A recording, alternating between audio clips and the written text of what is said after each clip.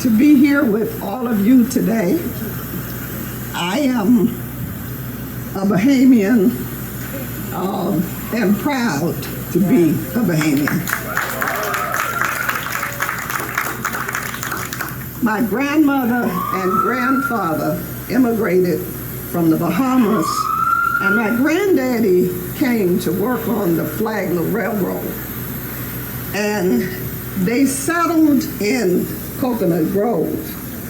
But when they decided to have children, they moved to what was called the suburbs, which was Overtown.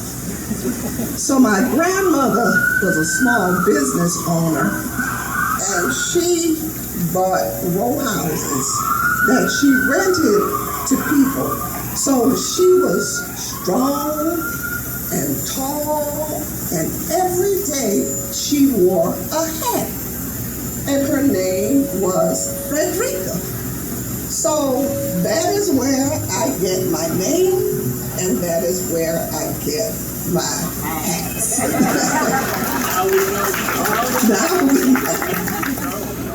So I want to thank all of you. I want to thank Thelma Gibson, my mentor for so many years. Me and my brother got all of our information we needed from her and her husband. My brother was the first black reporter for the Miami Herald. His name is Thirlee Smith.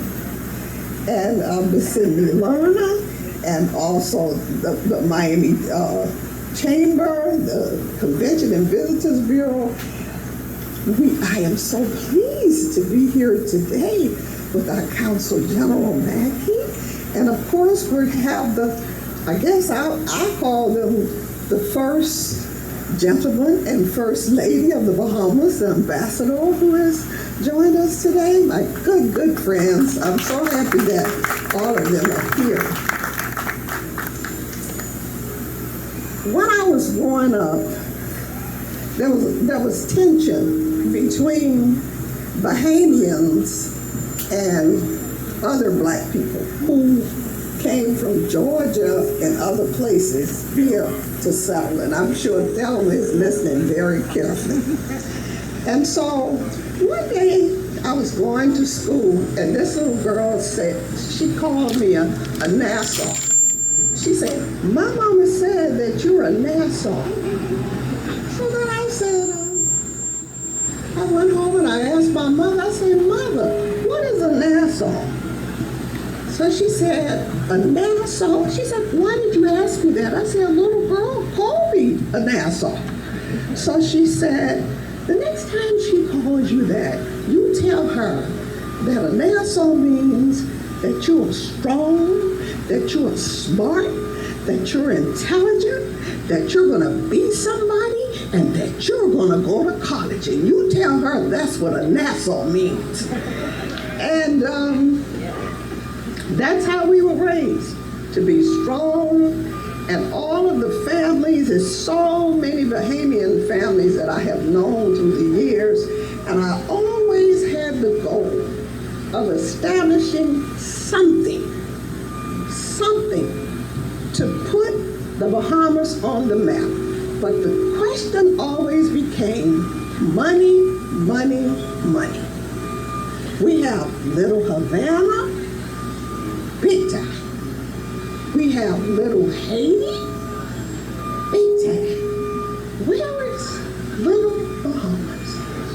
So as God would have it, this year, I was able to get $2.5 million from Congress to establish in Coconut Grove a Bahamian museum and cultural art center right here with the help of the city, the county, Coconut Grove, the mayors of all of these cities and everyone else. We had a big meeting with Ms. Gibson and everyone to decide what we're going to do, and it is going to be absolutely fabulous right on Grand Avenue. We'll have a big roll out.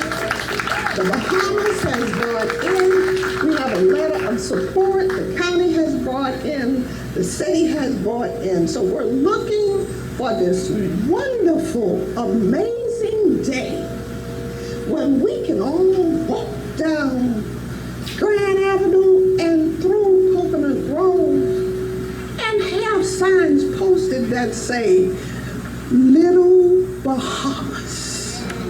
Little Bahamas, the time has come. And so today, it is an honor for me. I have the Ambassador Carly and his wife to come forward.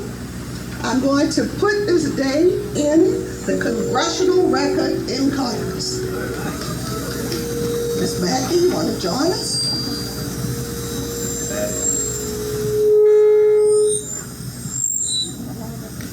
I was trying to hold this so I didn't hear the feet. I talk loud enough. I probably don't hear them. And this is basically what it's going to say. You know, I'm not going to read all of it. In fact, all of it is important, but I'm not going to read all of it. But it says, Madam Speaker Pelosi, I, Congresswoman Frederica S. Wilson, from Florida's 24th Congressional District, seek recognition. I rise today as a descendant of Bahamians to pay tribute to Bahamian Americans living in South Florida and across the United States on the occasion of the 125th anniversary of the city of Miami. Bahamian residents of South Florida arrived in West Coconut Grove in the 1880s to establish the first black settlement in the area with businesses and single-family homes owned by Bahamian American families. Many Bahamian settlers were lured across the Atlantic by land grants offered in the mid-1800s through the Homestead Act, which promised 160 acres of land to anyone who remained in the region for 5 years, built a home, and raised a crop. The first of these included the Andersons, Bethers, Burrows, Bullers, Browns, Palmers, Gibsons, Kemps, Roberts, we were the Roberts, Rowe, Malone, Nubo, Sands, and Russell. The Stirrups. Ebenezer Stirrup became one of the largest landowners in the area. In addition to real estate, Stirrup owned a grocery store, bicycle repair shop, tailor shop, and meat market. He jointly owned land with William Verdine, the white pioneer family who owned Verdine. One of their ventures was a dry goods store located in the Grove. Another successful venture was a horse, mule, and buggy business, which was developed with the anticipation that newly arriving blacks would need transportation for work and convenient purposes. A noted philanthropist, he donated the land on which Coconut Grove's Christ Episcopal Church was built. By April 1896, the Flagler Railroad tracks had reached Miami, and the July meeting was held to incorporate the city. The right to vote was restricted to men. Shame, shame. And a third of the voters were Bahamian immigrants. It was incorporated with 444 citizens under the name of the City of Miami. At that time, more than 40% of the black population was Bahamian, South Florida's oldest Caribbean community, who built much of the infrastructure and indelibly shaped the modern city's culture and economy. Madam Speaker Pelosi, I ask everyone to join me in recognizing the enormous contributions that Bahamian Americans have made to the development of Coconut Grove, the city of Miami, and to South Florida. Madam Speaker Pelosi, these remarks will be entered into the official congressional record. They will then be permanently placed in the Library of Congress. Thank you. In commemoration of today's activity, the week's activity, thank you so much for honoring my people. Thank you so much for honoring the people of the Bahamas. And here they come.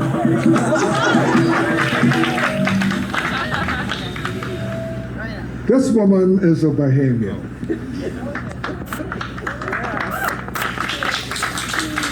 I am a Bahamian. My wife is a Bahamian. Consul General Linda Mackey Trico. I didn't hear Trico name in that list. Burroughs is, Burroughs is in there. Oh yes, her father, those of you who've ever been to Nassau, you saw those iconic brass statues. I think the conch shell, the crawfish, the rooster, the coat of arms, her father, Mr. Burroughs. He's gone on to his reward, but we remember him today. This is a singular honor. And when Congresswoman Frederica Wilson, who is not just a congresswoman to us, she is a family member.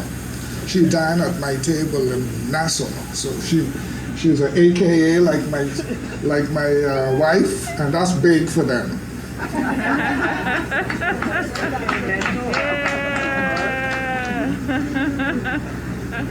When she called and said we are trying to raise, there's an opportunity in Congress for local communities, if you can justify the reason why you need some of this money. We believe Coconut Grove and the city of Miami fits the bill. And it was then, speaking to Alexis Snyder, her chief of staff, that I got a history. And you've heard the history today by all of these wonderful speakers. And I give homage to all of these gentlemen, especially the doctor who gave us a taste of what it was like growing up in the original Coconut Grove. But when she said we need the government of the Bahamas support, and we need everybody on board of this project. This is going to be a momentous project. The Museum and Cultural Center, the Bahamas Museum and Cultural Center in the heart of Coconut Grove. Now, I went to the University of Miami in the 70s. I spent 6 years there, right over here in Coral Gables. I also went to Nova Southeastern in Fort Lauderdale.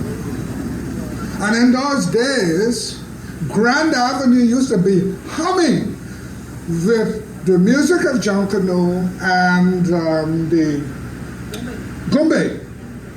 And I don't know why Grand Avenue isn't humming anymore, but we have to do something about that. We've got to bring back the real Gumbe and the real John Cano. And we have an entourage, a John Cano troupe. We can't contain them, but they're just a sample. And as soon as I'm finished, I'll give them the signal, and they'll bring the house down with some John Cano music. I grew up in the smallest little settlement in the most impoverished island in the chain, 700 island chain of the Bahamas called Meguana. Many of you may not have heard of it. It's right on the doorsteps of Hispaniola, Cuba, Haiti, the DR, Puerto Rico. And the Turks and Caicos is just about 45 miles to the east. And when I first came to Coconut Grove many years ago, more than 40 years ago, and I came down Grand Avenue, and then many evenings I came and spent time here in Coconut Grove, I felt right at home. And Coconut Grove is a exact and true representation of settlements and villages in the Bahamas. And I must give kudos to the artists. I never heard, and I am a former high school principal and a published author, and I used to write poems and short stories.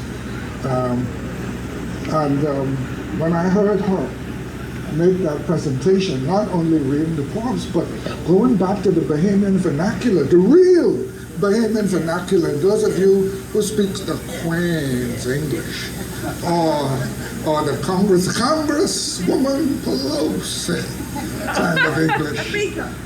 Mr. Speaker, you probably won't appreciate it, but that is the most colorful language and an exact representation of what the Bahamas used to be back in the day. We're losing that, and I'm glad that we are employing it in our writing and in our culture. She's not here, but oh, she was wonderful. I really enjoy listening to her.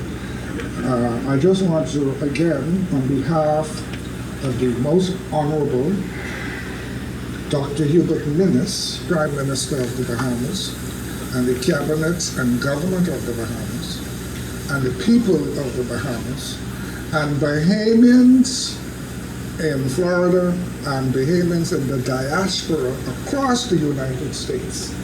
Not only we want to express our grand appreciation to you, Congresswoman, but we want to pledge that we will be a partner with you with that $2.5 million grant.